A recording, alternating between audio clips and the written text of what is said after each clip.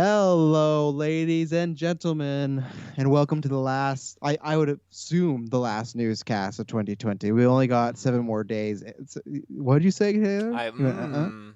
Oh, I thought he went, uh-uh. I'm like, I don't know any big news going to be dropping Christmas, but as you've heard, I'm joined by Taylor, but I am the Clown Prince of Podcast, Tress Snell, and I'm joined by, I am the Taylor Field of Fields. You make a good point. Like this, we're closing out 2020 here. That's pretty exciting. he forgot what year it was for a second, Yeah, a little bit. Or no, I 2020. guess we're not. I mean, because we still have other reviews for movies coming out We are with the news though. with Like the this news. last Yeah. time, unless something huge happens, because like usually on Tuesdays I'm recording Marvel Alliance. We took our 2 week break, so somehow now I've been replaced Chris Balga, the great Chris Balga, with Taylor Field. Know what happened to my Tuesdays? Like You get 2 weeks off for the holidays. I don't think we get that at the Geekverse. what? No, that's a network bonus. That's what happens over there. But yeah, no. So we got, like Taylor said, we still have some cast coming out. Taylor's doing a Monster Hunter review. I'm doing a Soul review, possibly joined by Taylor, but if not, I'll be doing that alone. And then we're going to be doing Wonder Woman. Wonder Woman is coming out, God, 3 days from now. So that's going to be a fun review. Are you excited for it?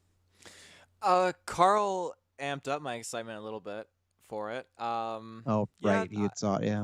I'm looking forward to it. I was looking up earlier today like tracks that are the last like recent films that Hans Zimmer has done music for. I didn't know he did the Mhm. SpongeBob movie, but I'm actually I know that caught me off guard. What? Oh my goodness. I don't understand him because he one thing he did say he retired from superhero movies. He didn't. He came back for Dark Phoenix and Wonder Woman. Mhm. And two, like same thing, like I like X-Men, but the fact that he came back for Dark Phoenix was like, really, this is the one you're coming out for? But now he's done SpongeBob. I just feel like he's like, does he have like a big like gambling debt or something we don't know about that he's Yeah. trying to pull off? Well, that's why I'm excited again for Wonder Woman because he's gonna have some more music popping off in there, and I'm always down for his tracks. If not him, then get Ludwig on the bandwagon. So, but I'm 3 days pumped. before release. Yeah. Ludwig, we really needed to. No, apparently I haven't listened to it, but the Wonder Woman score is already out there. The Oh. like the soundtrack, yeah, the Oh. OST. So yeah, which has been interesting because obviously you can check out the podcast network. We have 10 shows, 7 days a week. But DC Alliance has talked about this, and ladies and gentlemen, this is a newscast, so we're gonna get into some news. If there's any reviews of it, you're taking forever to talk about the Luke Skywalker show. This is what we do. But they were talking about, many people have been talking about. So there's a track. I'm not sure if you remember it by name, but it's called "Beautiful Lie." It's from BVS. It's the track where Martha and Thomas Wayne get shot in the alley in the opening credits. Apparently, that track is in Wonder Woman. Is this where Ben Affleck's Batman comes back? I don't. It comes back. I don't think so because this movie was supposed to come out like before he even returned, Oh, right? right. Yeah, so I don't think that happened. I'll have some more questions about that actually in a second but we'll plug everything. If you want to know everything we do, go down in the description. It has our video, our audio, everything like that. But most importantly, go to geekfirst.ca. I'm going to throw it to Taylor as well. But Taylor just did a big revamp, and you can go there, and it has the biggest links there for everywhere we go as far as Patreon, Spotify, Apple's. And we're on pretty much like every podcast thing. We're on Google, we're on Stitcher, we're on Amazon, stuff like that. But those are kind of the ones people use. But if not, just go search and you'll find us, as you've probably already done. Patreon, these month's specials are, you got the holiday special, the Star Wars holiday special commentary track, and Jingle All the Way.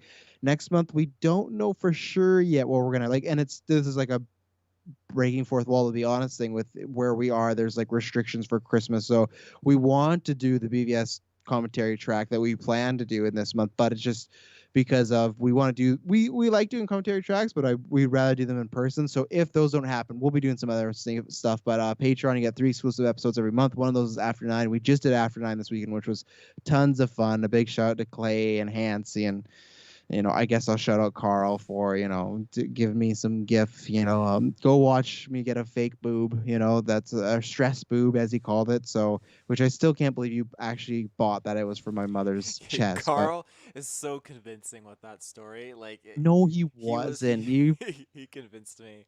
You're so gullible, but yeah, we got tons of stuff going on there. And like I said, Patreon, that's the best way to support us because you get tons of tiers there. You can either just support us by just $1 amount, but then there's a bunch of other tiers. You get ad-free episodes, exclusive episodes, early episodes, and like we said, exclusive episodes that aren't coming to the main feed anytime soon or maybe ever. And that's why if you go to the website, there's a whole list of everything you get there. Taylor, am I missing anything? Where can they find us on the internet webs? Oh, yeah, I mean, you covered most of that. I mean, on the I interwebs know. I themselves, was like going. social media, you can find us at Twitter at Geekversecast, and on Facebook, you can find us at Geekverse. When you do find us on Facebook, I'm just gonna start promoting it now. We are. I guess I, I guess I could reveal it now too. Oh Maybe. no! Well, no. Wow. Should I reveal it? I'll keep it secret. Okay, but tune You no in. no you can. This is just like you remember a long time ago when you were gonna try and make an Assassin's Creed short film, and then That and everyone got haunts me. busy, and Ruben moved away, and I did tell you, and you shot a teaser for it, and it's very similar to this is why I have nightmare flashbacks because we're making a movie at Geek First. We've announced it, and all we have is a teaser, but at least we have lots of people saying, "Oh, you better make it." So the thing is, there is a script written / being rewritten, everything like that. But I told you don't announce it till it's official, and those polls can be busy. So are you already working on these polls? Because you and I haven't even consulted on a list yet. the the thing is with the polls, it's and that's what it is, ladies and gentlemen. The polls. Travis knew exactly where I was going with this. The poll is very easy because I can do it in like 2 hours on just like on a Saturday or Sunday, so it's easy to build out. Picking out people, it's weird because I don't I think about it. I put like 10% of my brain power towards thinking who's gonna be paired up, and it's not that like I don't care. It's just Oh, because we know, we know. I set it up like loosely, like okay, like I literally just like let the universe guide my hand, and it leads to some of the greatest matchups. I kid you not, because the video game one had some great pairs. It did. That So, was on your best one. No, I won't. You can pair it any way you want. I just mean like the actual combatants and stuff like that. You know, I well, feel like yeah, I should be consulted on that. But you need to give me a list because like I know one guaranteed guy that's mm. going in there. Well, who's the guarantee? Because what are we doing? And I also you when you're like, oh, it's easy. You took a break from the polls because the polls were running you down for a little bit. So don't say they're easy because you did a lot that were like back to No, back to well, back, and yeah, you need a break. we had like some high steam there for a little bit time poll era, but yeah, But then it's the hype of the fans this poll because you Taylor, I could tell got all hype because the fans in this poll ended. They're like, oh, they're so glad to be back. When's the next one? And Taylor's like, oh, January, here it comes. Like, oh, here we go. So if you don't know, go to our Facebook. What we do is we have polls of fictional characters that face off from different genres. We've done Star Wars twice. We've done the MCU. We've done like summer blockbuster. We did horror, and you can go look and see we did Game of Thrones, which was just a fucking travesty because our Facebook got hacked by Stannis fans. I'll never forgive them. But yeah, here's a nice little exclusive where the year ends. What are we doing for? Because it's a good idea to do because we might not have a newscast before WandaVision, which may or may not have something to do with this poll, Taylor. yeah, basically we're going to be doing it'll be our second Marvel poll, but this time it will not be specifically MCU related. This poll is going to be focusing on the extended universe, like the Legends The characters. Legacy. That's what they Legacy. call them on Disney Plus. They're called Legacy. When Oh. you look at the X-Men movies, they're under Legacy. So that's what Mm. we can call it, the Marvel Legacy characters. I guess this would be the third Marvel poll because technically we did do X-Men and Wolverine came out on top of Yes. that. Yeah. So we'll be very it'll be very specific with this. I think with X-Men characters we'll probably do different ones than we did in the poll. I think so. I don't Like know. I think we might have enough that we don't need to do X-Men. There's so no many X-Men Marvel ones. movies. Like Okay. and the other question, like I guess we could include them, but the other question we should have talked offcast is, do we put Spider-Man characters or do we save that for Spider-Man 3 and do an all Spider-Man poll? And we don't need the An Tom Holland all MCU people, Spider-Man but poll. well, because like we're gonna have a movie with all the Spider-Man characters in it, so it's like, is that not the opportunity? But then I guess what we could do though, I know it would be fun. I think is put Spider-Man, Andrew, and Toby in this one, but then don't have any Spider-Man in the Spider-Man poll. Because if we do Andrew and Toby, no matter what, they're gonna win the Spider-Man poll, right? Mhm. Like, so, but then if we did a Spider-Man polls with no Spider-Man, but it was like Green Goblin, Doc Ock, MJ, Gwen Stacy, stuff like that, but not the actual Spider-Man, and see who.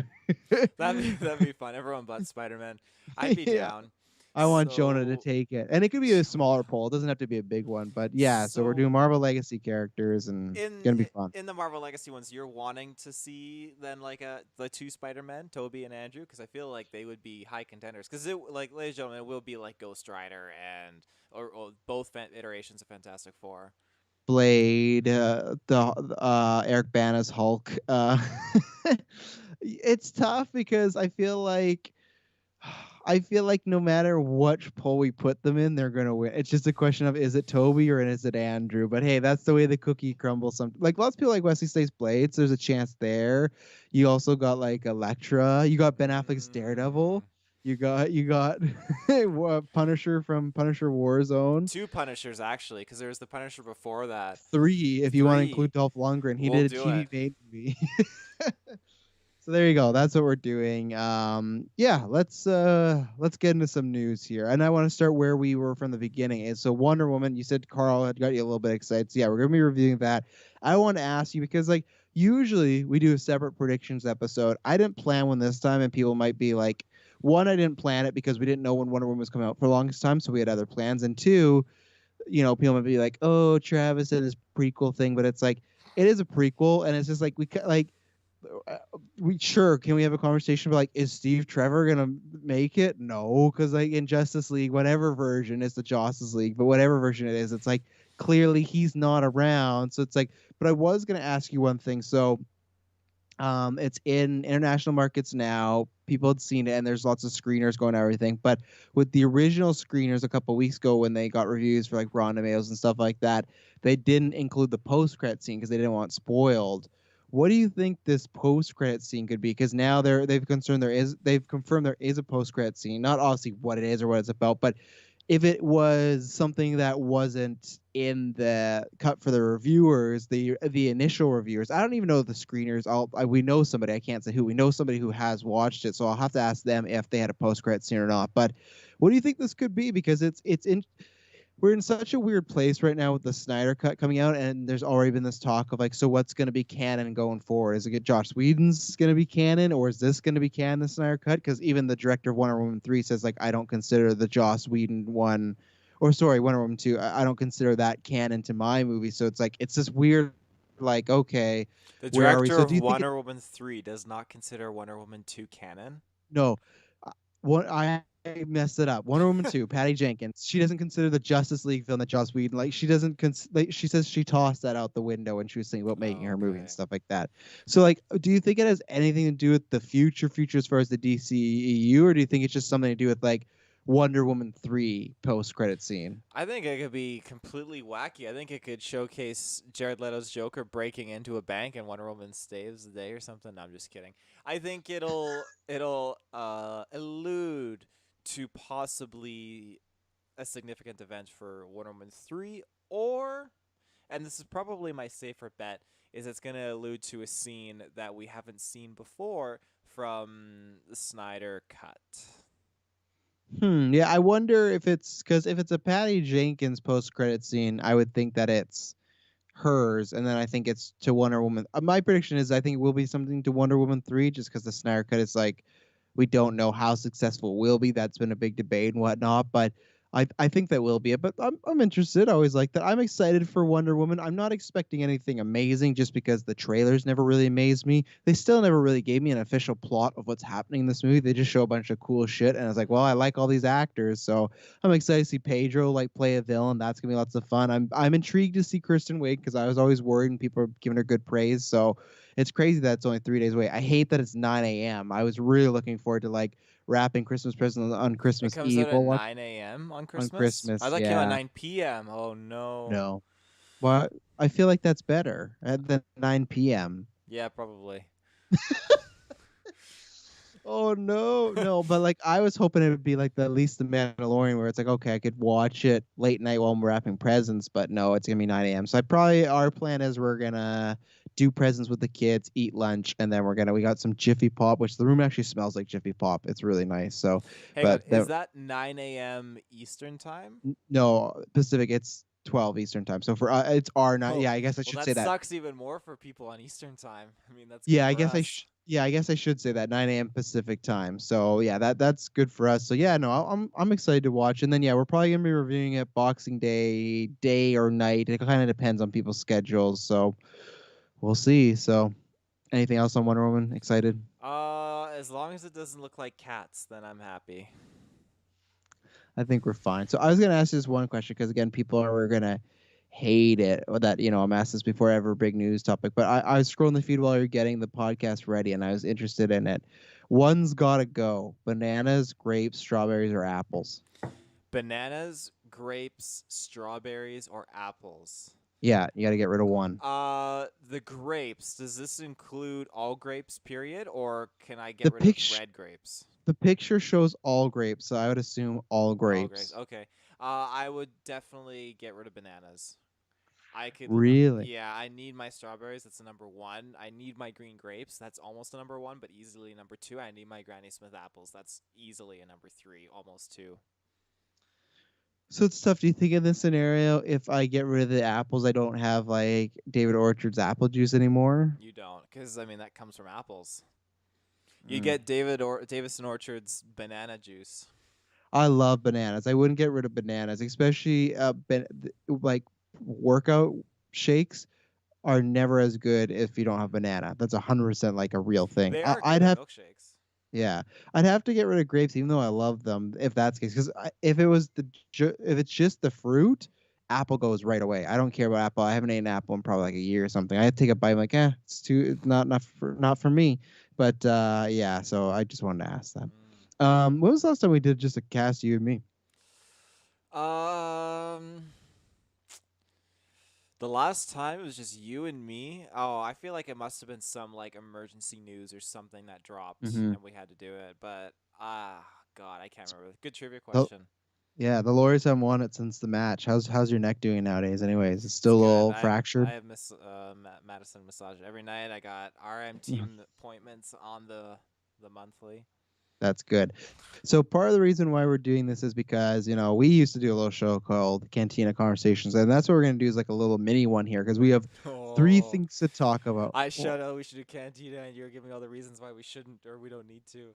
I said we're doing it's like a mini produced one. It's just like that's the theme of this episode. We're not gonna. We have a podcast network that has a Star Wars show, and then what are we gonna do? Hey, Cantina Conversations is back. Like they're doing a good job over there. But we used to do that, and what we're doing now is, and plus we did our fill of Cantina as we did the Clone Wars retrospective, which was just took years off my life because that was like good time. That was a lot of content. So I'm gonna throw it to you, sir. I'm gonna serve it to you. What do you want to talk about the most? What has you going? Either the High Republic details we got, which we kind of talked about Investors Days, but we kind of got some confirmation. The Boba Fett now being a specific season, like a by itself show, and Mando is confirmed to be as of right now with all the Disney stuff that's being put out 2022, or this Luke Skywalker potentially getting a spin-off series. I'm gonna throw it to you. Which one do you want to go to first? Ooh, let's start with the Mando and work our way Okay. from that up. So that was a big debate. No, well, I don't think it was really a big debate with us, but we talked about. But online, it was like, is this Mandalorian season 3 the Book of Boba Fett, or is it separate? Are they going to run at the same time? Favreau, which we kind of knew. That's why I think we didn't talk about that much on the review because it was just like, well, they always do this. Like every Monday, they do an interview. Like the Ahsoka episode happened, and then Rosario Dawson had a big interview. Like they always do this every Monday as like a little like recap and talk about stuff. So Favreau came out and said that they're already in production of Boba Fett, which we had known, and that's coming December 2021. So it's taking the place of Mandalorian. But then after production of Boba Fett is starting up Mando, and I don't know when it would start because they have this weird block of I sent it to you or I sent it to you guys in the group chat earlier, but they released like their like schedule, the financial report. Where is it? Disney's schedule. It's somewhere in here, I thought. No, it's not. I guess I just didn't send it. There it is. Okay, so this is the list for upcoming stuff. Obviously, WandaVision in January, Falcon Winter Soldier March, Loki May, What If is in the summer, Hawkeye is in fall, Miss Marvel late 2021, and then Boba and Bad Batch. Just said Bad Batch 2021, and then Boba Fett December. This was the plan because originally the plan was to have Falcon Winter Soldier and then Mando, but I am interested in the time where Like it feels like they're almost trading off. Like we're getting a bunch of Marvel together, and then we're gonna get like Bad Batch, Boba, and then possibly Mandalorian. And that's the other thing I guess that's been confirmed is I thought that was the case, but I guess Ahsoka's not 2021. It's 2022. So No! When did this yes, happen? well because they put out this list, and the only Star Wars shows are those two, the Bad Batch and Boba. Because they also said Filoni's currently writing it, right? So it's not done yet. Wow, you should watch the video version. Taylor's face is sunk. So I'm so upset about that. So yeah, it doesn't look like we're getting that this year. So obviously we talked about this already on the check out our Mandalorian review for the season finale. Thank you to everyone support that. That was a big one, and I guess I should set up top two. Just thank you to everybody that's been listening to us because this was our biggest month yet, and that's the biggest thing because last time this happened was a year and 8 months ago at Endgame, and I always said like, oh, it's gonna be a while before we pass that, and yeah, you guys have just been, whether you're new, whether you're old, you guys have just been pushing us big time forward, which is nice because the beginning of the year was tough with the lack of content, but now it's there and you guys are supporting everything we do, even like little cast like After 9. So thank you with that. So you can check out that episode. But Taylor, also, I'll start with Ahsoka. How you feeling about Ahsoka I'm now? so upset. Like that was like, and I kept telling people too. At first, my story was like, "Hey, we're getting Boba Fett and Mando and Ahsoka all in the same month," and now it's changed. Like, oh, we're getting Mando or we're getting Boba Fett and Ahsoka in the same month, and Mando next year. And now it's changed even more. It's like, oh, we're just getting Boba this I year. don't know. I told you that. I don't know why you ever thought that we were going to get even two Star Wars shows in the same month. Why would they do that? They can stretch out and get the subscriptions. They're not at that point I thought yet. they were Like, just trigger happy, but no. this Ahsoka news just totally crushes me. I thought that I was gonna see my boy Thrawn in 2021 in Christmas, but now I gotta You wait might. another year.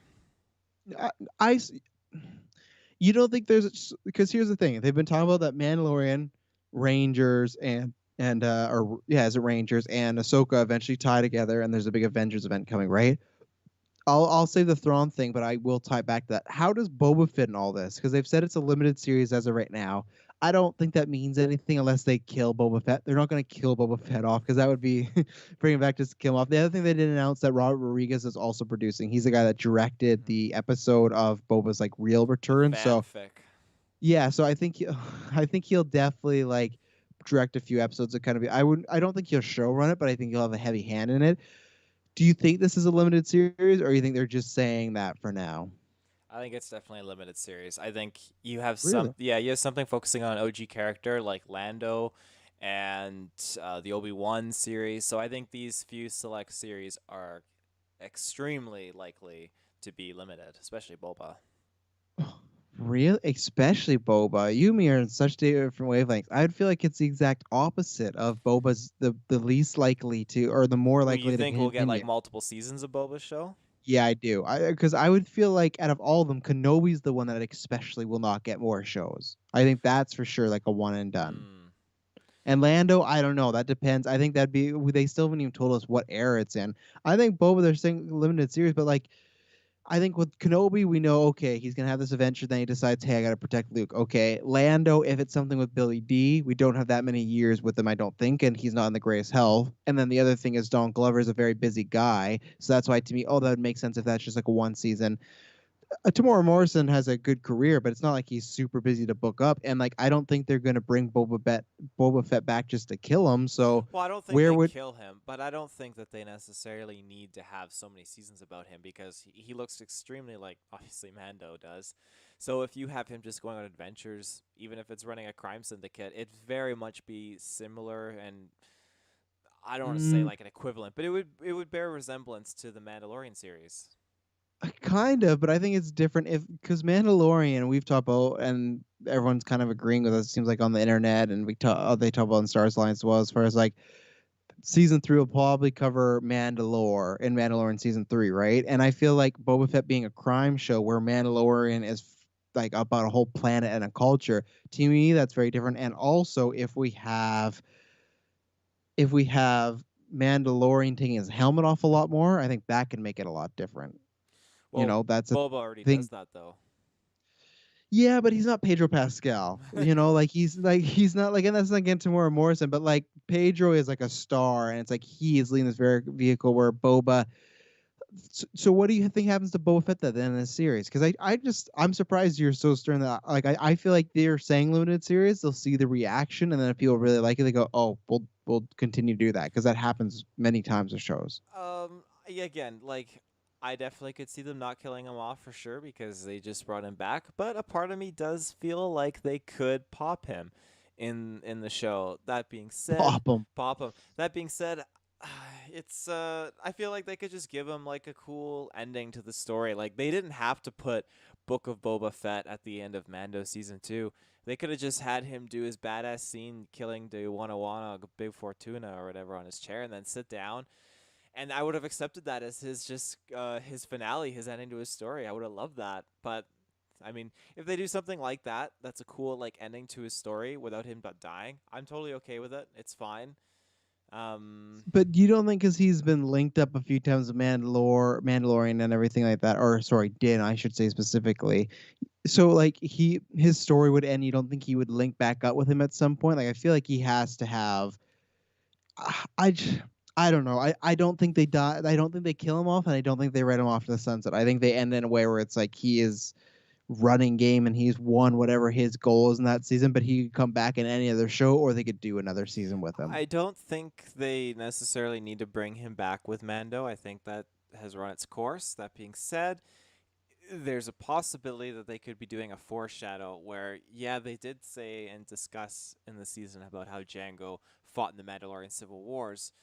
What if that's a foreshadow and Mm-hmm. we get Boba Fett reprising, in honor of his father fighting in the Mandalorian Civil Wars again down the road with Mando and Bo-Katan and all that? I'd be down for that because, again, like we got in this season, we had some Mandalorian Boba Fett dialogue with each other that I never thought I needed in my life. I'd never ever imagined seeing Boba Fett with the Mandalorian and what that might encompass in their conversation. So to have that represented in maybe Mando season 3 would be cool. Again, maybe, and then well, would that be a limited series then? If you have the one season of Boba Fett's spinoff, and then you have him as a character tossed back into the Mando or something like that, would that still keep it as a limited run series? Well, yeah, because it's not his show. It's still him just being a Mandalorian, right? Mm. He's crossing over. So, but I think you could have something happen in that show where it spins off to a season two. So, Mm-hmm. yeah, that's what I think. And I don't want to gloat, but I feel like I got the hot hand right now with Star Wars. So I feel like my predictions have been pretty on point. So I think it's a good way to test the waters and see. But if Boba Fett's a character everyone's really wanted, I don't know. I know every show needs a logo, but I just saw that logo and I was like, I feel like there's gonna be many books of Boba Fett. I don't feel like it's just. I know it's the book of Boba Fett, but I feel like there's gonna be lots of chapters in this book because I don't know if the show's liked, why not? Why wouldn't they do it? Especially even with Tamora Morrison, if he doesn't even have to be there on set. He could do the same thing Pedro does, where he can just do his voice if he really wanted. So, Mm-hmm. what next, sir? What was the other ones? The other topics you said? There was High High Republic. Republic and Luke. Let's do Luke. I gotta save the High Republic. That's the juicy stuff. I don't know why that's. You and I are on such different wavelengths. That is not the juicy stuff. Oh That juicy yeah. stuff is everything I predicted. Again, I was completely right about that. I didn't even think about that. But okay, so Luke, if you haven't heard, if you haven't watched Mandalorian season 3 or season 2, Season tune out 3. now and come back in about 20 minutes. But I'm Oh, sure it's you too have. late. We've already talked about it. So. Well, no, we haven't talked about anything specifically. We talked about Boba Fett, but that's fine. Yeah. So obviously, like again, last spoiler, but I feel like if you're just listening to the show, you know what the deal is. Unless your name is Liam, and maybe I'm spoiling the entire thing for you. Uh, Mandalorian season 2 ended with a big, not cliffhanger, but big reveal. One that I was saying it happened. I'm not alone. Many people are saying Luke Skywalker, but that's just kind of where my brain went. And then so he has taken Grogu, and we talk about this. We're not necessarily going to talk about the potential of him and Grogu because we did go check out that review because we did lots and lots of discussion on that, tons of minutes and whatnot. But we've had rumors from I'm gonna say C tier lists as far as scoopers and everything like that. People have gone things in the past, but are still very kind of sketchy and like it's not coming from anywhere big. Where it's like the Boba Fett thing that came from like I think it was Hollywood Reporter before the show was announced like months ago. It's like oh they're filming something right now. This is like smaller tier. But the rumor is that Disney is considering a Luke spin-off series. And I think like I said, we talked about stuff that could happen with him and Grogu. I don't want to talk about that. I want to talk about two things. Is one, if this is true, they've had some discussion of the CG version or human version. So that's that. And then two, what do you think about? Because we talked about like Luke possibly appearing in the future. What do you think about like a whole series of Luke Skywalker? Uh, I feel like I would very much appreciate it. We get this Luke and in all his glory. He's cruising the galaxy, going into like Sidious's vaults, trying to find ancient Jedi artifacts, explore ancient Jedi temples. That's the kind of stuff that I want to see. It was a little bit, as I mentioned on the Mando review, just a little bit covered that kind of a Luke and what his adventures were in Star Wars Battlefront 2, and that was something I always wanted to explore and dive more into. So to get that briefly in Mando season two's finale was fantastic. I think there's so much potential. I think it piggybacks kind of on what you were saying, where you have like an animated series focusing on those original trilogy characters of Leia, Yeah. Han, and Luke. Except this case, I'm okay with it not focusing on Leia and Han. I'm okay if they were to pick one character out of the three. I would totally support that being Luke. They're busy making a baby, There, yeah, exactly. So you have at this time period, give or take maybe like a year, they could jump to, and you could get Grogu in there, and then you could get that young Ben Solo, and I know that's what you really want to Oh see. yeah. I Well, go ahead. I read the other day a little bit of that Kylo Ren comic where Snoke recruits him, and he's just kind of Mm. going on like the galaxy adventures with Ben Solo, and he goes to Dagobah and stuff, and it's kind of weird because Ben is clearly not evil in this comic book, and Snoke is Well, just backhanding him and like treating him like abusively. yeah. Like it's really awkward.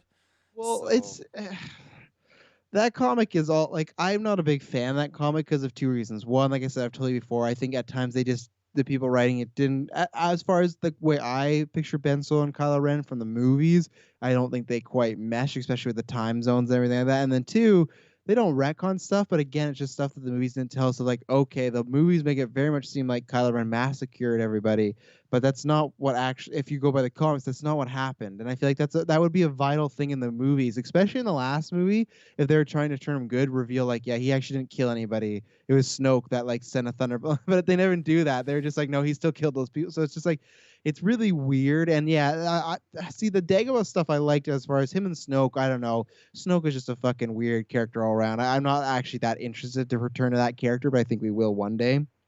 But like him like destroying the cave and everything of Yoda, I really like that, and that was kind of fun. But it's funny there because there was a few. I think it was a month ago. There was another guy that I think the guy that this don't quote me on this, but I think it's the guy that first put out the Bad Batch that was happening. He's kind of this like C tier one, but I probably put him more on the C plus tier now because of his scoops that he's been getting. He had put out months ago that they have been talking about doing something more with Ben Solo, and they said it was either gonna be like a younger Ben Solo series or something animated, something not with Kylo like Adam Driver, because I don't think Adam Driver has any interest in coming back right now, and I do like that. I think you can get a kid to play a young Ben Solo. That's easy enough. And I do think that I always pitched the animated show because I thought that's what I want. It's like Clone Wars. But if we could get it like live action, that's great. I think you need to cast or like, where are you? You need to cast a real actor, right? We've talked about this. If they're doing, even if they say it's a limited series with 6 episodes, because I know it's been a big debate and stuff like that. And, we didn't like it. Apparently we're pretentious, for not liking CGI stuff, Taylor. It's that's what we are. Oh yeah, we're We're pretentious. I've heard it pretentious. before. Did people see Yeah, that yeah. Luke Skywalker? Like it's grown on me now.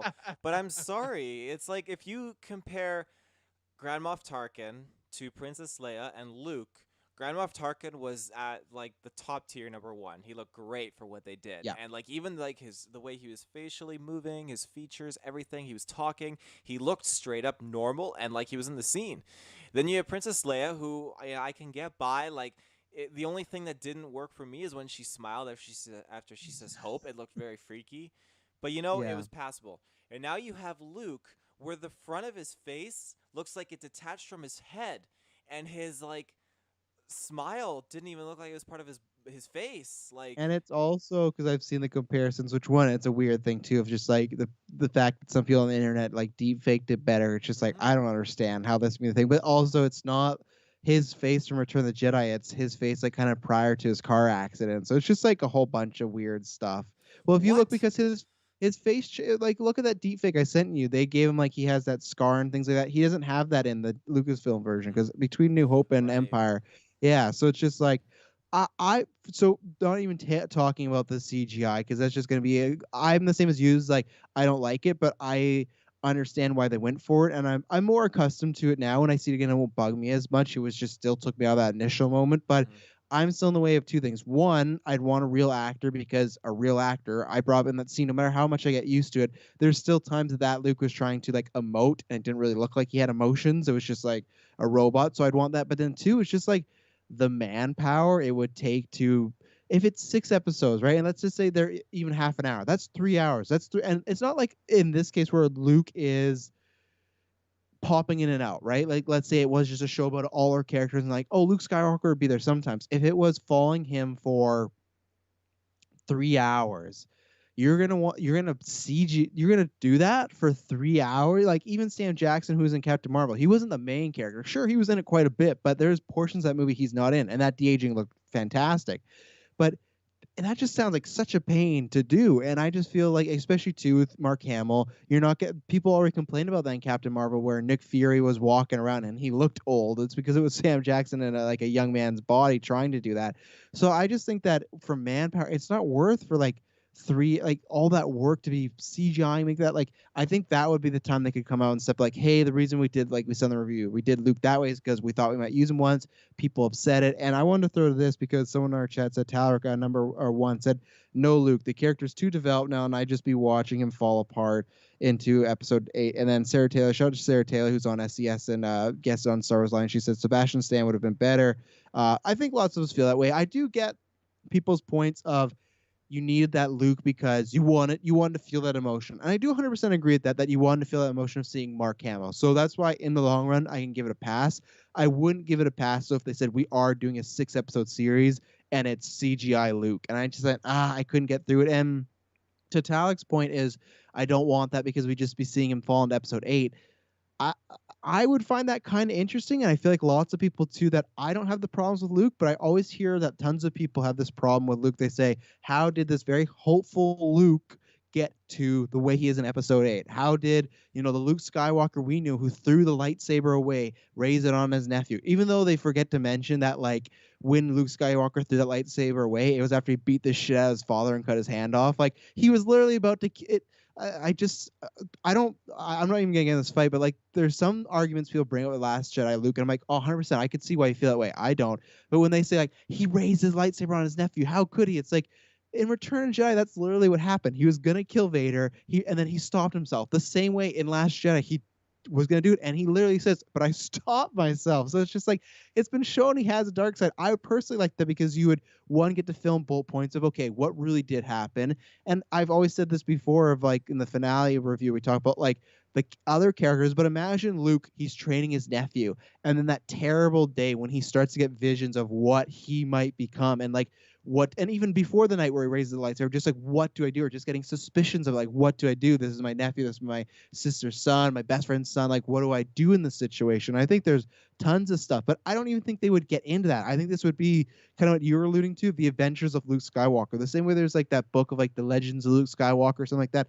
I think it would be like the way he came in and saved Grogu. It would be almost like Mandalorian was, kind of Adventures of the Week, but with Luke Skywalker. And that interests me more because we do have an endpoint to that character. And I just want to see Luke in this form because I like the Last Jedi form a lot. I don't have a problem with it really, but I do want to see this form as well. What I was going to ask you though, some of these scoopers had said that Grogu will return to Disney Plus at some point, but it's going to be a little break. So what I thought though is if they're rumoring this, is there a chance that this show takes place before he even links up with Grogu and it's in that 5 years of just him doing Ooh. Jedi stuff? I would definitely be down for that if they did. I think there's a lot that they could cover between that 5 year period. Again, Star Wars Battlefront 2. He's got such a not a charismatic approach, but one of my favorite things again in Battlefront 2 is when he's trying to get to one of Emperor Palpatine's vaults and he runs Mhm. into a member of Inferno Squadron and he's talking to the guy and he ends up rescuing this Imperial commando and the Imperial commandos just his whole belief system as they're kind of trekking together to get to this vault Luke opens up the vault that has no doors on it or whatever because it has to be opened up with the Force, and the Imperial looks at Luke and like, why would the Emperor open up a vault that only you can only be use the Force with to open? And Luke kind of looks at him and lets him figure out the answer for himself. Like, you mean to tell me the Emperor was one of you guys? And Luke's like, no, he was something worse. But it's just, I love that dialogue where all these people, they didn't know that Palpatine was a Force user. Some of these people, they He didn't know was all just that the stuff. He senator, was just Chancellor Supreme. exactly. So there's so much cool dialogue that they can explore, and I love that kind of scenario where you have Luke, the only Jedi, not the only Jedi, the Yeah, that's not the only Jedi anymore, folks. the one. But the leader of, I'd say, like the symbol of the Jedi in this era, Mhm. like the name Luke Skywalker is a legend, and it's that kind of thing. So he like no one's sorry, but no one's talking about Ahsoka, no one's talking about Ezra, but they're talking about the guy who like helped defeat the Death Star and took down Darth Vader. Yeah, the Jedi icon. They're going to be talking about him and him Mhm. going on his adventures and everything like that. That would be totally okay with me. I do think that oh, what did you say? Him Grogu not being in it. No, like, well, him, it being after Mando season 2, I'd totally be okay with that as well. Again, I think it'd be interesting to see him work with like a young Ben Solo and all that stuff, and kind of lead up to that point where he does reach that breaking point in the sequel trilogy. Again, I've come around more openly to that idea after reading a lot of people's takes on and their dissection of Luke's transition between this finale and Last Jedi. And it makes sense. It really, really does. One of my favorite things that I read was him discussing about how you have a character who thinks like he is just untouchable. And again, him reaching that point where he's so untouchable that he has to kill his own nephew, and just the failure. Again, they talk about that when Yoda confronts Luke in Last Jedi, and it's so powerful that that is something I would love to see in a series. It doesn't have to be young adventures of Luke Skywalker going around the galaxy training Jedi, even though that would be awesome. It can show that breaking point of him. I That's where I feel like though they could do that, but I don't think that would be the series initially. I think they would go with the badass, like, you want to see Luke Skywalker Oh adventures, yeah. here it is, and not because of that, just because like I think it'd be better if they wanted to get that version to build up to it, because if you're like, here's the story about how he became Luke in Last Jedi, I think people would be interested. I would personally be interested, but I think the mainstream that do have, the people that have a problem with that go, oh, I think it'd be like, let's say if like every 3 years you got one Luke Skywalker series, and let's say the first one was just about his adventures, right? And it was just like him being a badass, great. And then 3 years later, it's like him, maybe training Grogu or like getting other Jedi's together, great. 3 years later, it's about him and Ben Solo kind of getting some Qui-Gon Obi-Wan. And then you get another layer where it's like, say, and maybe not 3 years, because now we're looking at a decade of like spaced apart, but just like limited series spaced out. Then it's like, okay, it is the fall of him.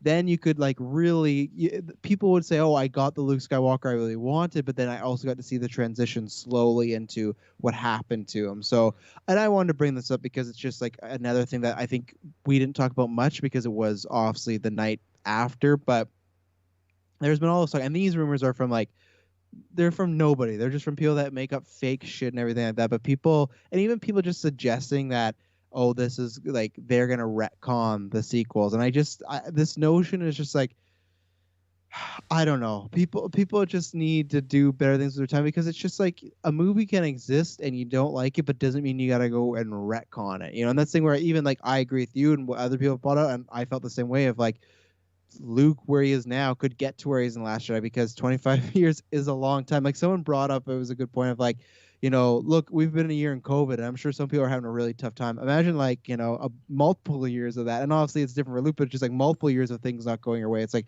yeah, that was a good point. And that's the thing where it's just like, you could build up to that, but it's just like, I've said this to you and others, if they didn't retcon the prequels when they bought Disney, which I don't think they could have, but they did with Legends. They could have if they really wanted. They didn't. Those are movies that were now divisive. Lots of people love them now, but still, like, they're divisive. They were successful, but still had lots of people that disliked them, including myself, as far as like an overall film. they could have easily said, "Oh, we're gonna those don't count," but no. And you look at the movies; they're all billion-dollar movies. The Force Awakens almost 2 billion. I think most of the people in the general audience like them. Like I think Hmm. they were like good Star Wars adventures. They're not still talking about the fucking Last Jedi.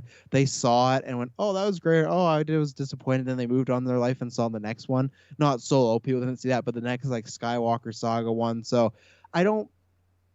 I don't think there's going to be a retcon. I really don't because I don't even understand where this conversation is coming up. That people are just bringing up that they showed us a badass Luke Skywalker. That must mean they're gonna go a different route. It's just again, it's just to me like that's what prequels do. They show you characters before like events and movies. So it's just like this is 25 years. Like this, just because he's showing up in a show doesn't mean oh we're going down to no.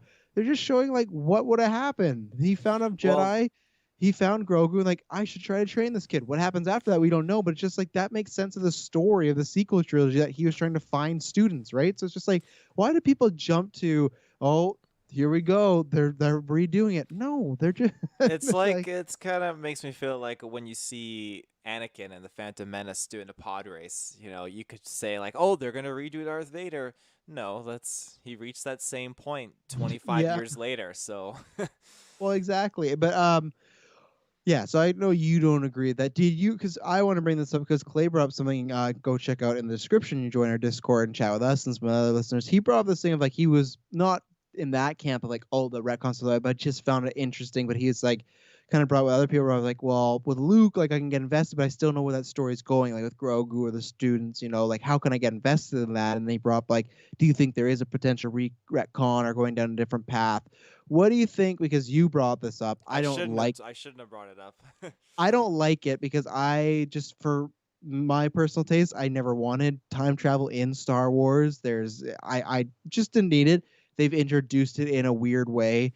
Do you think that could ever be in play? And two, do you think that and I'm personally no, but look at Loki with Marvel Disney Plus right now. They're doing a show where Loki jumps off from one universe into another, and people speculate that maybe the Avengers lost in New York, blah blah blah, all this stuff. That he's going off his own track in his own universe, but it's Loki we know and love. Do you think that they will use the world between worlds? And do you think we could ever see that? Where again, I don't think so. But what if they did something like, oh, this Luke did go into a different universe, and now this is how they redo the sequel trilogy as far as like, oh, these aren't,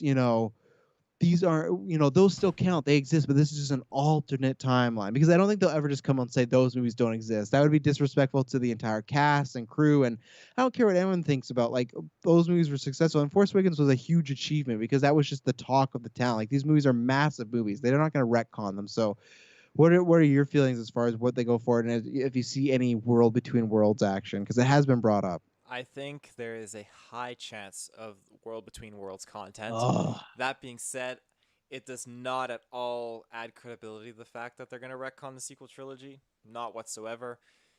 The World Between Worlds, the way I take it, doesn't work like that.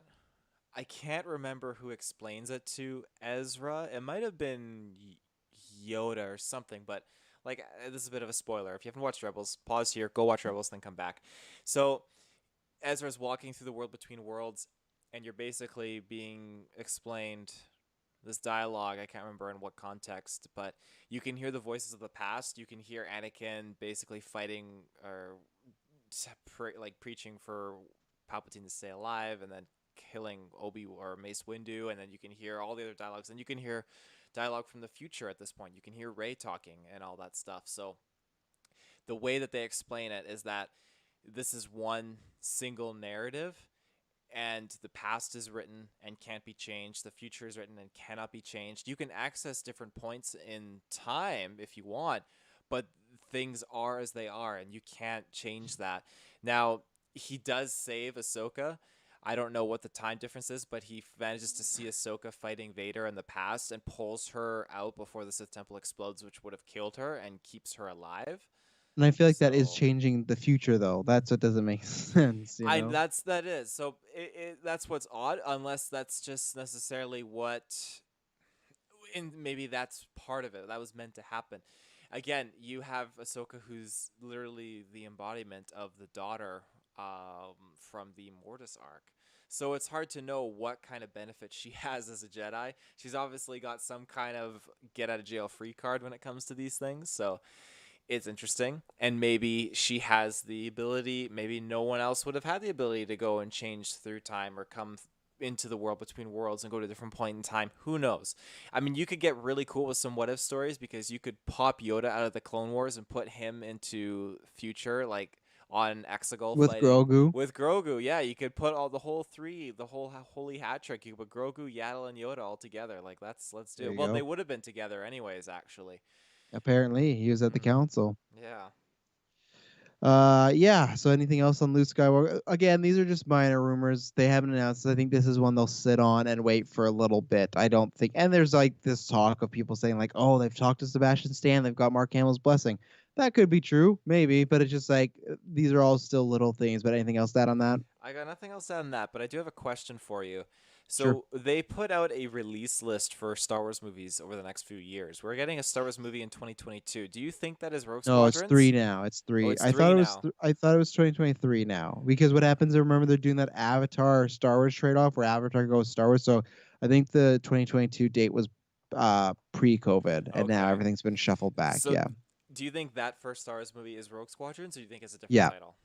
Well, they've announced that that's the one coming out. Just if there's no movie 2022, they have announced that is coming 2023. Okay. So, and that would just make sense because she's going to be done her press tour for Wonder Woman. She says she's already writing the script with a secret screenwriter. I want to know who it is. Emily said this, and I was going to say this too, but she stole it right from me. But like, I don't think it's George, but Oh, like, I it is hope just, so. it's just weird that why would you say a secret, like, the second you say secret screenwriter, it has to be to me somebody, unless like, I don't know. So I'm not saying it's George, but I'm not saying it's out of the question just because it's just weird. Like, because there's no one that's gonna live up to that. No one's gonna say, oh, a secret. Who's secret? Oh, it's just Aaron Sorkin. Cool. Like, no, I don't know. I wouldn't be surprised if there's something going He's on there. I don't sinking know his why. teeth back into his franchise. Maybe, yeah, maybe. But yeah, 2023. That's Rogue Squadrons, and yeah, it's exciting. High Republic time. High Republic time. So, ladies and gentlemen, we are going to be talking about. You good to go there, Taylor? I am good to go. Actually, you know what? Before we do that, we can take a quick ad break right now. And we're back. I know I should have done that before, but we're back, ladies and gentlemen. So, High Republic, Taylor hit me up. He's like, oh, we got to talk about this. We got to talk about this. This is, news. They confirmed it. And, we're talking about this. Good thing there's other news. But I just told him, like, do we really need to talk about this? Because this is just everything I said. And, like, I'm not going to spoil it, but I got two big things right in. I got two big things right in the actually, I got three big things right in the finale. There was just one we talked about now. Again, that I was like, oh yeah, I got that. Oh, this is the one that I got right. This is the fourth one. And so they had said the investors called it this High Republic Acolyte show is going to take place 50 years before the beginning of what was it? The end of the Old Republic or what it is? This is the end of the High Republic.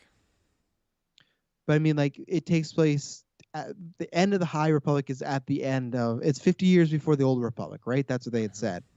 Yeah. So I had said in the investors call that I think you're going to get Plagueis. You're going to get Palpatine. Do I think they're going to be day one right there? No, but just the way they described it as like, oh, the Jedi are on a roll and then something dark arises. To me, that just has Sheev written all over it. He's always arising with something dark. And I think that you will get Plagueis. You will get Sheev. I'm not saying they will be there day one. They might not even be there in season one, the same way it looks like Thrawn took a few seasons to get to. I think they will be in the background and then eventually come in and then you'll get to know more about them. I just, like I said, it's the only thing of like, I am a little, not bummed out, but a little less excited because I was always so excited about High Republic, even though I didn't love everything about the era so far I've heard. It's like, well, it's something so far away. Let's get to it. But now it's kind of like connecting that prequelness. I like the idea of seeing more Plagueis and Palpatine, so sign me up, bud. I did still want something further away. But again, I told you this was going to happen. I told you they were going to do this. The whole time I just had in mind that it's gonna be like 200 years before, and I was thinking like we'll get something Mm, like Bane or whatever. That being said, yeah, you're right, and I'm so on board for this because 50 years before Phantom Menace, that's still a little bit out of arm's way for Palpatine. I see that we could probably get that. Let's say we get a season 2 or 3, then I could see you bringing in like young yeah. Palpatine for sure. But at this point in time, in Phantom Menace, he's probably in his 20s. I would say like late 20s ish as a senator, and then you have him in the original trilogy. He's in his like 60s, probably 50s, and then by the sequel trilogy, he's in his fucking 90s. So as a clone, so The sequel, I guess, yeah, he's in his 90s as a yeah. clone. He looks a lot worse than Oh, 90s, he but does. But yeah, this movie, like I've got the book Darth Plagueis on my shelf. I haven't read it yet. I've been going through my Thrawn books first, but I wholeheartedly and full-heartedly want to see Darth Plagueis, and I'm glad because he is canon. I don't know how Disney's gonna do it, if they're going to change up his species or whatnot, because they could. All they have is the name to go by, and they don't have to make him a moon or a mune. a moon. Moon. Well, he is like. I've always wondered that because also snow can happen and everything like that. But with Plague, it's like he is like a very different looking character. He's a very like if they go with that, he has to be very animated, like very Mm-hmm. CG, and that obviously is a lot of budgetary things. And honestly, like I need to see him in live action because like the thing with Plagueis, he's never looked scary to me. Like anytime we see him, like, but I think they would go relatively like that look, What do you mean you Plagueis has never looked scary to you when you've seen him? How his many alien times? form. He's Like just like, his like flatter head? just everything. Yeah, he just like it's the same way Squid Guy in the Jedi doesn't look Mm. intimidating at all. It's just like I get it, he's a species, that's a good way to go, but it's just like there's something about it where it just looks like cartoony, and Mm-hmm. that's where I think Plagueis has always looked like. Now we've never seen him in really any other form. We've not seen him in animated or live action, so that could change the second I see him that way. But just it's just like I don't know. Let me pull up a picture of him. Let's see. And then Tarlik says the art design and tech for the High Republic era will be interesting to see. It will Oh be, yeah. but that was always my problem again of like it saying it's close to the prequels, like it's 50 years between the prequels.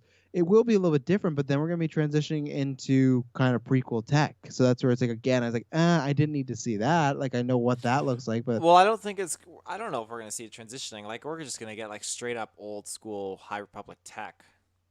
it's gonna be the same way they transitioned at the end of Revenge of the Sith, where like overnight everyone switched into stormtrooper outfits and Emperor outfits. Like what happened? But like yeah, like he just like the long head and everything like that. Like he, That okay? That's uh, not a flattering photo of him though. When you but see like the you, thumbnail, he looks so much scarier. yeah, maybe like. And are you talking about this one from the side from your Darth Plagueis book? Like, is that the one you I showed up? like Like I that, don't. but that's not the thumbnail. No, the one I went with is he's sitting in the background on his throne with his hood up, and Palpatine is training in front of him. It just looks so Okay. sick. I He's trust you. And go to YouTube. Look at the thumbnail too. Oh, this. Okay, this one right here. yeah, that one's sick. Okay, great choice of the thumbnail. I applaud you. You don't see his face. His hood's up and Okay, he's fair just enough. shaved. So it's like, yeah, he looks cool because he just looks like death. I'm not opposed to it. Just he's always kind of like a little cartoony to me. He's not like fucking Darth Malik or Revan where it's like boom and like that's the thing with Revan. I'm like a little off topic, but like with Revan and Bastila, like I feel like we can never get them because like I feel like Ray, like they're just so much like Ray and Kylo. Like Kylo's mask is very Revan like. Bastila is like a brown haired, dual wielding British woman, and that's gonna be Ray. So it's like I don't know if we'll ever get those, but I do want Plagueis. I want that whole. I think Plagueis. You could even see him because do you know the lineage of the master to apprentices? Like I know it's Sheev and then play, but do you know who Plagueis' master was? I'm Wasn't sure it? you I do. think it was Darth Tenebris, I believe. So I was just wondering if there was a chance that we could see, and there is because they do this all the time in these shows now.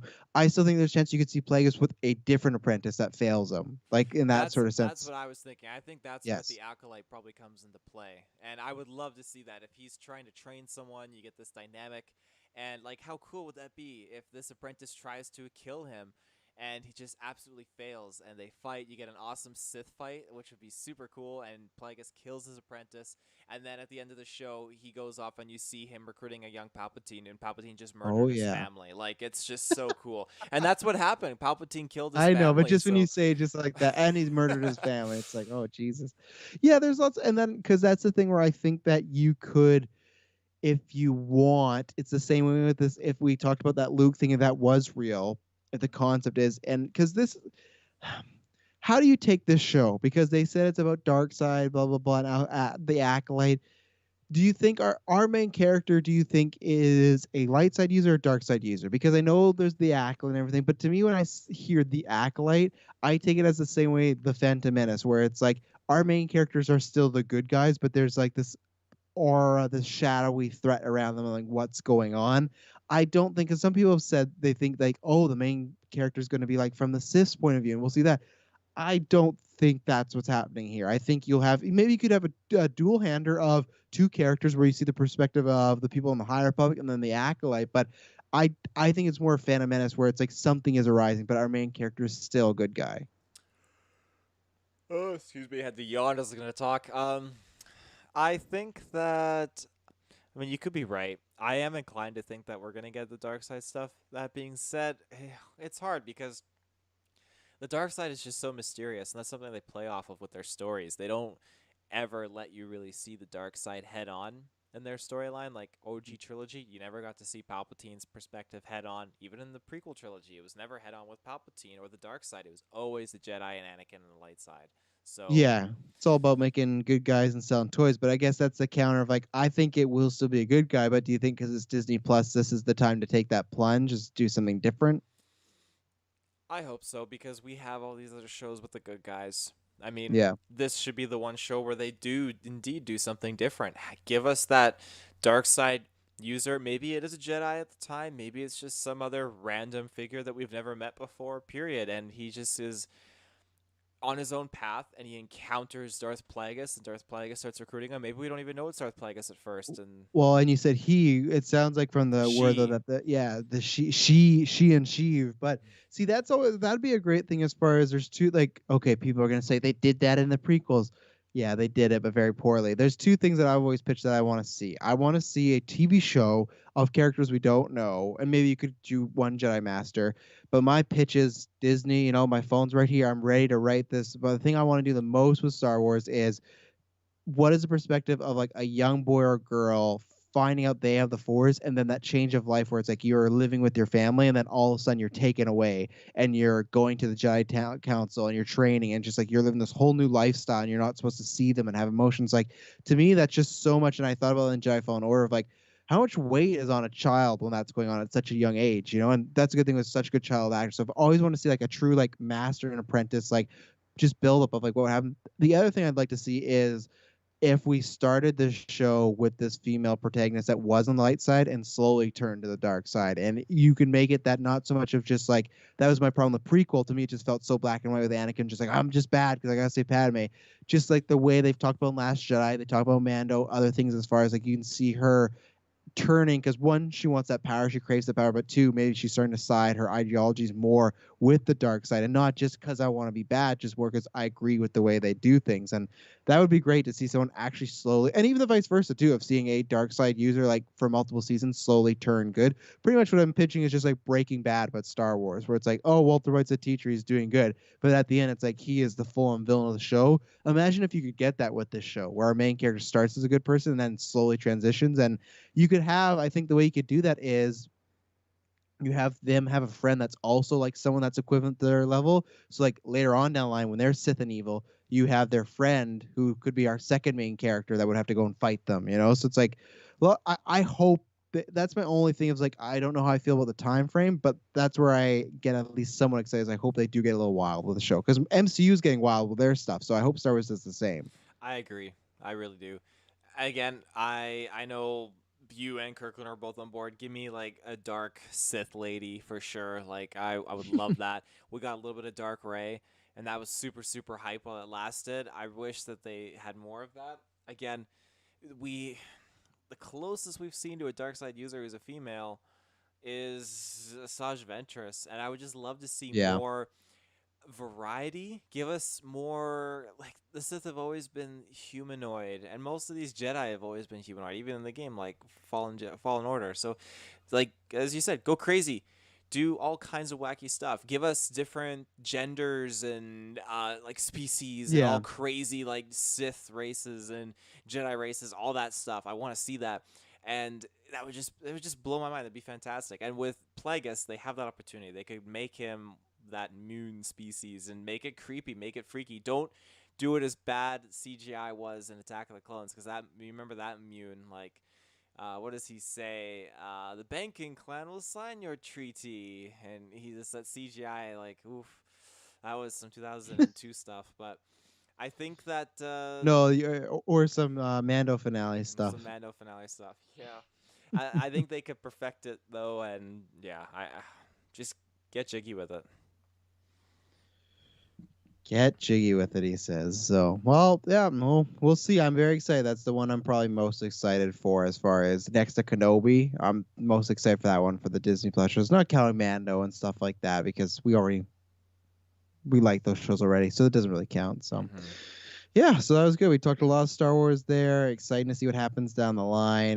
Ted, do you have any other topics to throw to before we get to our final one? Because our final one is just like a fun one. Uh, I found it kind of interesting to think about this. How you have at this time period in Mandalorian, Gideon's trying to get DNA of Grogu to clone, obviously, and I'm putting my money on Palpatine for sure. There's nothing Oh else that would yeah, make sense. So Snoke was in that little container there a few episodes ago. this is the point in time where Rey's parents, who were cloned, no, the dad was a It's child of Palpatine because they did some insemination shit or something like that, or did they clone a no, child? I can't I remember. I think because it's not complicated at all. I took it as I thought he was a failed clone, the his child. Like it's kind of like a Jango Boba situation where it's like, yeah, it's his son, but it's like a clone. And he was born with no force powers, right? Yeah, so he was a dud. Yeah, He's a lemon, he as was they call dead. in the retail business. So, Give me okay. another child. So this is then at that time period where I wonder if he's one of the experiments they're trying to like clone, because Ray has to be born around this time period. So Yeah. So what's interesting? You think we're gonna see anything like I don't that? I actually don't. know where I was Yeah. going with that. I was just kind of like stating Just it. thinking out loud. Yeah. I don't think we talked about this on the finale, and to me, so like Luke showing up in Mandalorian season 3 was to me like kicking a door open when we talk about like canon really mattering, and like we can use stuff from the movies, like the big boy movies, the big girl movies, right? Like using like Luke Skywalker, who arguably, not arguably, main character of one of the biggest franchises of all time. He's in a TV show. They could use him more. That was kicking the door down. But now there's like this, we've talked about this before, this mixed reception as far as hardcore fans. I'd say, like I said, I don't think mainstream. I think mainstream, if you announced, hey, we're doing a Finn show, lots of people would watch it. But I think they just worry about like, oh, there's this and that.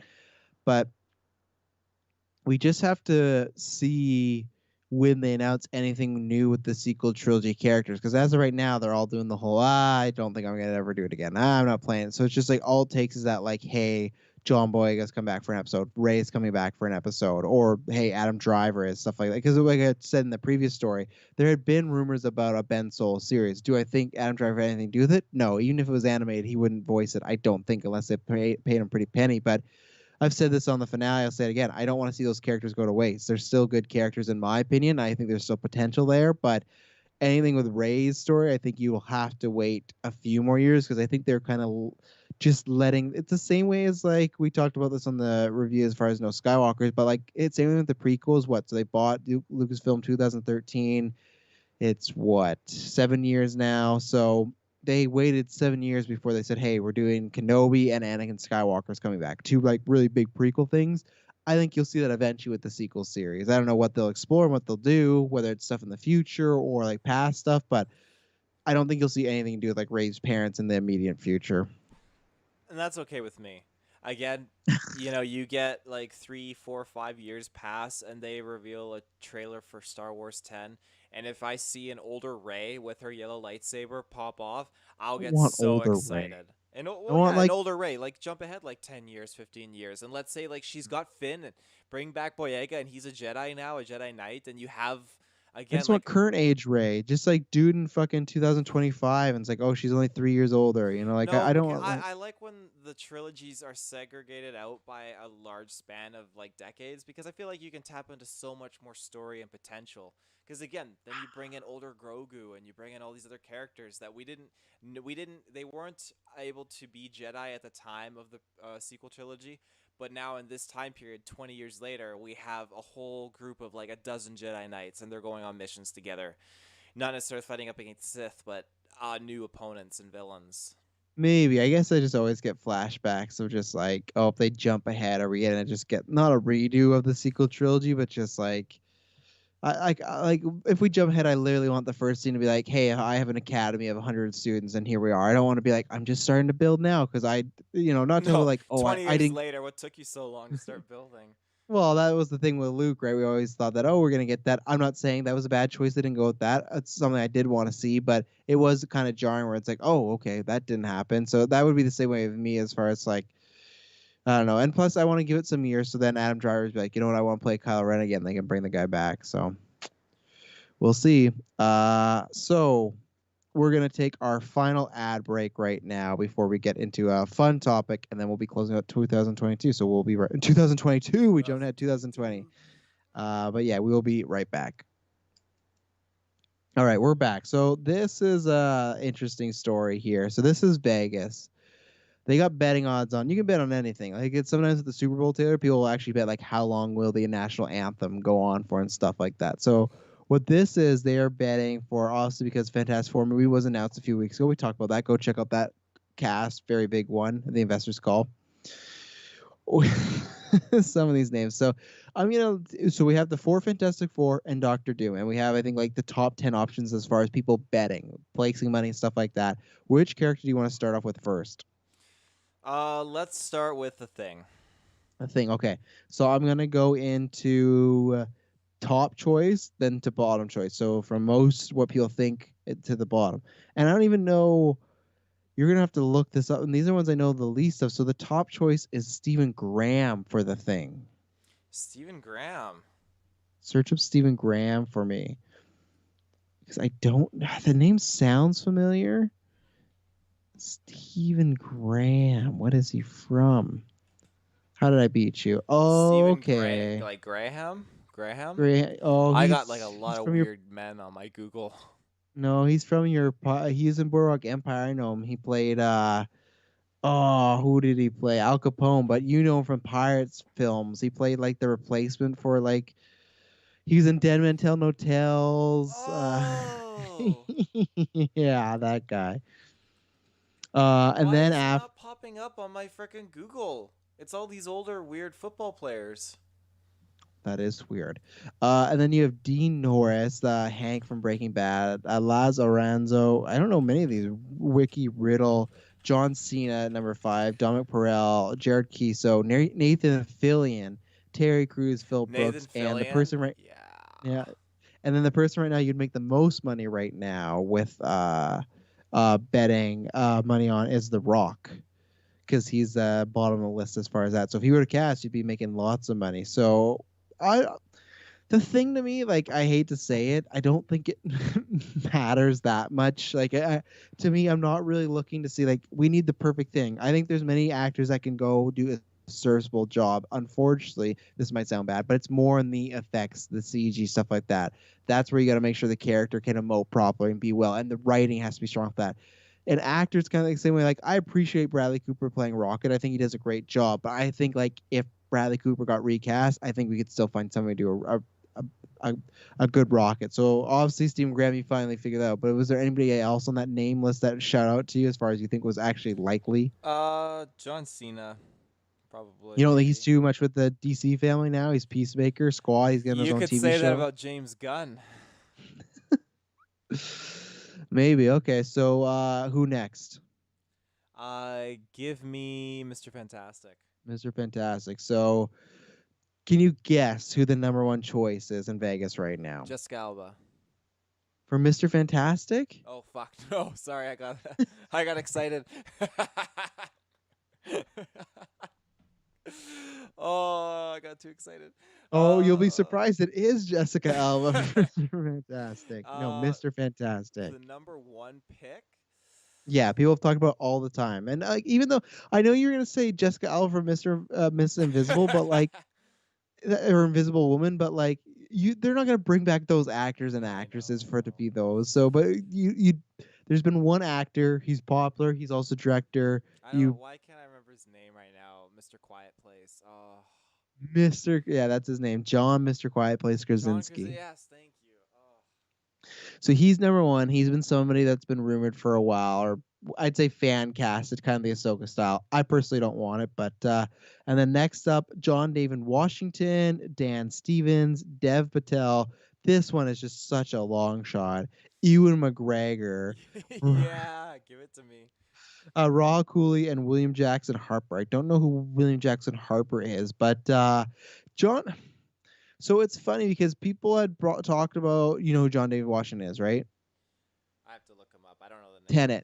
Tenet. Oh, Yeah, the protagonist. Yeah. So he had talked about that because during that run of press tour, he talked about Green Lantern. People had also brought that up, and people were saying, "Oh, this would be a great cast."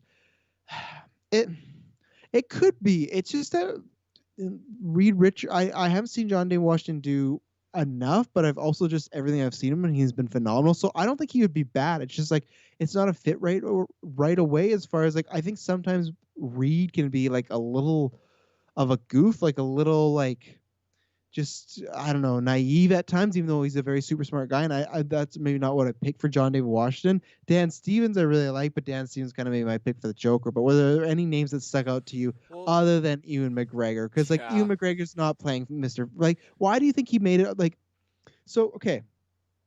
Krasinski makes sense. He's been like wanted for a while. John Day Washington, he's hot right now. Dan Stevens, he's the guy that played the Beast and stuff like that. Dev Patel, kind of getting hotter and stuff like that. And then some other upcomers. Why do you think Ewan got on this list even? Uh, maybe because he's just already in the Disney family. He's been I popping guess. off lately with his films. With Washington, like I know that he plays that more serious role, that serious character in his roles and stuff. I don't get really the sense that Reed Richards is like a goofy kind of like character. I feel like he It's would not fit. goofy. Okay, so it's not goofy's the wrong word. It's just that he's he's not as serious. I picture John David Washington and more a serious role as a Captain America type of character. You Not saying he can't has to be. picture him in the club like extending his arms at his bachelor party.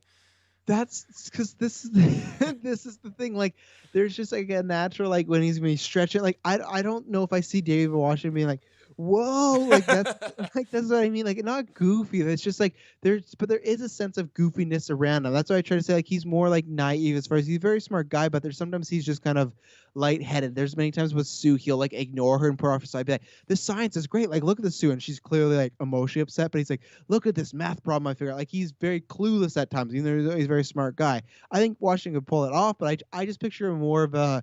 It sounds lame to say, but a badass type of role. More, I don't know, because I don't know what Marvel characters are cast, but like, I almost see him more like the X-Men side of something like that, whether it be Cyclops or somewhere down the line. Like, that's what I see. I don't know about Mr. Or like even when people talk about Green Lantern, I see that. I just don't see.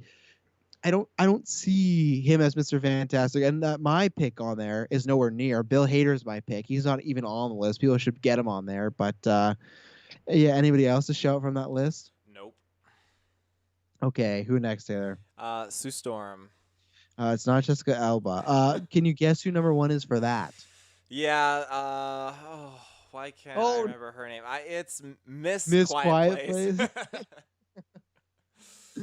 Emily Oh, Blunt. that's the one. It was an E word. Oh, So, do you think? Because here was one of my reasons why people have obviously fan cast this, right? Because they're two great actor and actresses. I get that. They're big, they're popular, they're already married. So, oh, wouldn't that be fun? Do you think Marvel would do that? Do you think they would cast an actual married couple to play them? Because my one reasoning was that, hey, you never know what could happen. And if they were to cast those two and that relationship were to break up, and this is your like future like fan, like, you know, gonna lead the MCU for the next 10 years or something like that, you don't want to risk that awkwardness. So that's always been my pitch of like, I don't actually think they would cast the already married couple. That's my opinion. How long Where are have you they on been that? married for so far, and how many kids do Mm, they have? I don't know. I'll look that up. I know they at least have one. They've been married for a while, but like all it takes is, I a think couple of if bad news. I would like to say that they're probably in a happy relationship. They're directing movies together, obviously A Quiet Place 1 and 2, and they love each other. 10 years. 10 years. Okay, that's definitely a decade is definitely a good strong foundation, I'd say. So, I think But so you're Disney's saying they're gonna not gonna break up? It's no, been a they won't. decade. Disney's gonna Wow. ask like, okay, I need to see the records and like the statistics. Like, okay, we've got a decade of experience in the marriage industry, and we've got two films or more, like a bunch of films we've directed and worked together on, and full of commitment.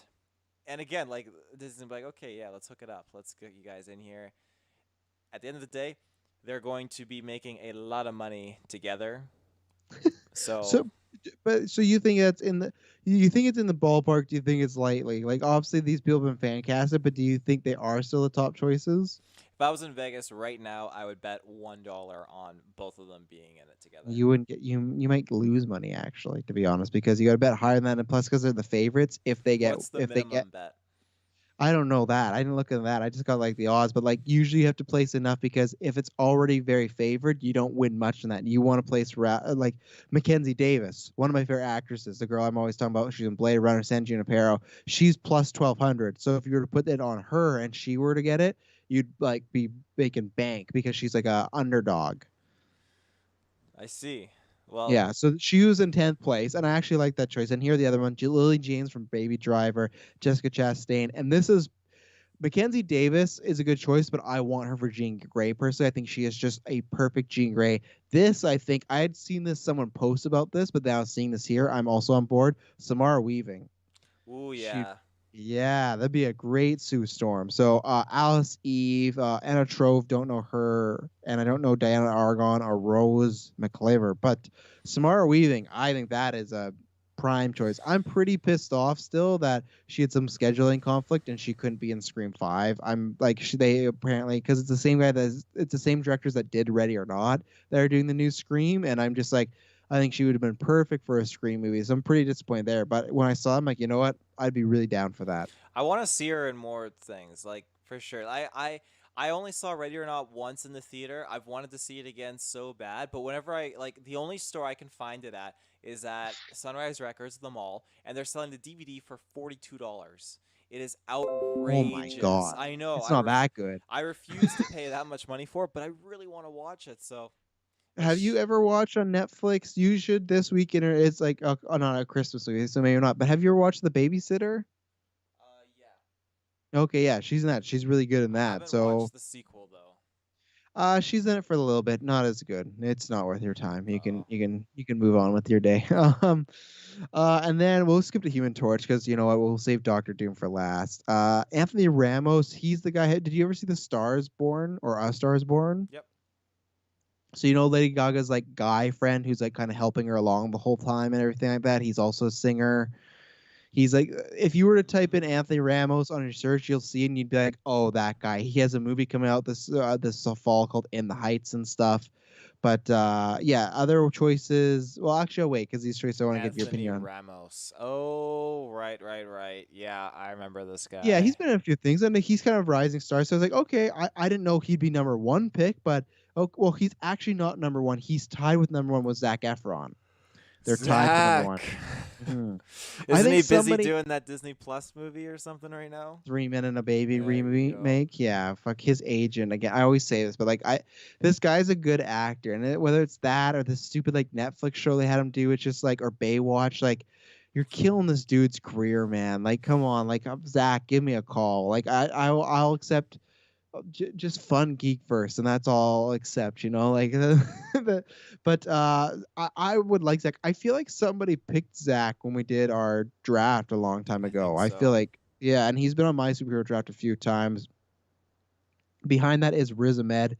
You know Riz Ahmed. He was the villain in Venom, and he was the guy who was in Rogue One who was like he gets touched by like that Oh yeah, he monster. was Bodhi Rook, cargo pilot. Yeah, I don't think so because I feel like he's not. It sounds bad, but he's not young enough. And also, I just feel like he's past that. He's in this movie. I haven't seen it yet. It's getting a lot of Oscar buzz where he plays a drummer, but he's starting to go deaf. It looks really interesting, and I just feel like he's gonna maybe pass the stuff. Other choices were Tarek Edgerton. This is my pick. Dacre or Darcy Montgomery, the guy from Stranger Things. Remember, he played Billy, the like older Mm. brother who goes evil. Yeah, I love that guy. He's got a Ansel, Zac Efron kind of look, like his eyes. and he's a better actor. Ooh. Ansel Elgort, KJ Apa from Riverdale, Liam Hemsworth, and this one, I don't even know how this made it to the top 10. Andrew Garfield. Like, Yeah, do it. That'd be so good. You get Andrew Garfield as the Human Torch, and you get Andrew Garfield as Spider-Man in the Spider-Verse live-action movie. Oh, and then you get Chris Evans as the Human Torch again, exactly. and then you bring Michael B. Jordan back as the Human Torch as well, who played Killmonger, and they're all just you have them all six of their same characters. Why do you think he actually made it there? Like that one makes to me less sense. Like what was the other one that was last? We were talking about like oh, The Rock to me makes sense. There's other ones where it's like that doesn't make sense. Oh, like Ewan McGregor, you made a good point. Oh, he's in the Disney family, blah blah blah. But like Andrew's not. He might be now, but he's still that's still a Sony movie. It's like why do you like again, these aren't rumors. These are literally just people in Vegas being like, why do you why do you think people have thrown their money I on think Andrew some of these Garfield? people are memeing because I think again with The Rock, I think they Beaming did with their that. mummy? No, they're memeing. I think. No, with their money though, because this is Oh them yeah, placing actual bets. I think some of them are probably Who memeing memes with with their. their money? Oh, people in Vegas do. Again, I think with The Rock, I think they're legit going that route because the thing is rocks. So I mean, it Yes, just yes. makes sense. In this case, I think that uh, he's young enough that he could pull it off. He'd have to get a little bit more ripped. Like he's super scrawny and skinny. I feel like the It's a Human step Torch down is though. a step down. Spider-Man the Human Torch. Yeah, it was a step down. But again, like it was a step down ever since he wasn't getting his third movie that was supposed to happen. So, Oh wow, low blow. well, I guess it will happen if he comes back into the MCU fray. But Yeah. And what do you think about Zach being the top choice there? I'm okay with Zach being the top choice. Zach is good. He's such a funny actor. I loved him in what was that movie Neighbors with Seth Rogen. That was such a great role for him. And yeah, he was good in 17 again as well. That was a very cute rom com. Mm-hmm. Yeah. Yeah, he was great in the Disaster Artist as well too. Oh So right. Yeah. um and then finally, odds to play Doctor Doom. Who do you think number one is? Giancarlo Esposado. Am You I call get him it right? Giancarlo Esposito. But people say Esposito, but it's Esposito. I have, So, I have a but question for you on that. So, when we were doing our live cast in the car and we just announced like Doctor Doom or something, rumors or something yeah, like that, who was casted as Doctor Doom at that it time? was just a director. Okay. It was the guy who's doing the Alien show for FX. Ooh. Uh, yeah, he's really good. I'm no Holly. He did Legion, the X-Men show, which I absolutely love. And yeah, he's doing the Alien show. He was going to be directing slash writing that, but then the Disney thing happened and not anymore. But I still hope there's a chance that maybe he could be involved in that somehow. He's clearly not involved with Fantastic Four because it's John Watts. So yeah, Giancarlo Esposito is number one. I get it. I don't want it because of he's like I know Tiz gonna be like, oh, it's the same role, but like it's just like I don't think he's playing the same role in Mandalorian, especially the finale. Last episodes he feels I'll very agree different with than Gus, you. but it's like he's like Gus, he's Moff Gideon, he's gonna become I think a bigger villain in the boys eventually, and it's just like then if we get him as Doctor Doom, and I also just feel like usually most of the time this is why like some of these don't make sense if they go the comic book lineage, Reed and Doctor Doom are supposed to be kind of the same age because they're supposed to be like college buddies and then they grow apart. So maybe Giancarlo just went to college a little later on in life, and that's why him and John Krasinski are such good friends. But like, I feel like you got to get someone of younger ilk, in my opinion. But I can understand why people would cast. It's kind of like when Christoph Waltz was hot. Who Christoph Waltz is also on this list in like the seventh slot. So it's like I get it, but it's like I'd rather have somebody else. But then other choices were Cillian Murphy, which I kind of like. It's just pairing with his Get a Quiet Place guy again. But like I kind of like that. He was good Scarecrow, but not big enough. Um, I don't think they'd do this, but I also would love this Michael Fassbender. I think that would be Mm. really good. Viggo Mortensen, Oscar Isaac, even though maybe this was done before Moon Knight happened, because I don't think he'll be playing both roles. But Christoph Waltz. I can never say his name, and this one I also think is a really really good choice. Nikolai Costa Waldo. He's the guy who plays Jaime Lannister in Game of Thrones. Oh yeah. I think he would be really good. I saw that fan cast a few months ago, and I was like, you know what, I dig it. And then lastly, someone you would love, Wes Bentley. Wes Do you remember who Bentley. Wes Bentley? I gotta see a photo. I gotta. I don't. I'm not good with names. I I need know you're not. photos with them. So the second you search it up, you're gonna get a flashback because he has played a Marvel villain before. Oh. This is gonna be mean, but does he have to like? Does he have to pay off this cocaine addiction ever again? Oh, come on! No, he doesn't. Leave him alone. He's No, been I recovered. went there because you told me what was it back with his ghostwriting days. Well, in Ghost Rider, he took the role just to supply his cocaine addiction. But you know what? Wes Bentley's Wow. doing a lot better nowadays. Good for Good him. for him. But I don't think Wes Bentley's getting this role, unfortunately for him. But I yeah, I would thought. love it if he did. I don't find him being in the MCU. I don't think I need him as Doctor Doom though. But yeah, those are the betting odds. I thought that was kind of fun. I just like that now comic book roles are getting bet on now, and it's just kind of funny. And it'll be funny to see if any of these come true and see people making money or whatnot. But anything else to add on that, Taylor? You gonna be adding? You gonna be betting any money in the future? No, probably not. I think Wes Bentley though, that's completely like just shocking. And I love his villainous role in Ghost Rider. And again, that's me saying it before I knew he was like all hopped up and stuff. Is according to you, I just saw him as being a great villain in that movie. So I'd love to A see great him. villain. Great villain. I'd love to see him as Doctor Doom. That has me super pumped. So I do hope he gets that. If not, I hope Christoph Waltz gets it as runner up because I think he'd be a fantastic Doctor Doom. So good. I'm pretty sure you and Kirklin like fan casted that. I think we did. Yeah. Well, there we go. Anything else show out before we end this one? Last newscast 2020, just you and me. Kirkland and Jessica are somewhere else. Dylan's, trying to play Cyberpunk, hopefully. Just trying. Ty Briggs is in the woods somewhere. Kyle Smith is, I don't know, getting drunk somewhere. It's all falling apart. Geekverse is just, Growing at the same growing time. at the same time. Yeah. How about that? What is it? The Hail Hydra? Cut off one head and two shall take its place. Yeah. I'm trying to think of any other news that I have. Some video game news. Star Wars Squadrons. They added the B-Wing and the TIE Defender, which is super hype. TIE Defenders are slow as hell in that game. It is very upsetting, but they're fun. B-Wings are weird because you have your cockpit and you have the whole ship itself circulating around your cockpit, which is very, very intense. I never thought I would experience that in a video game before.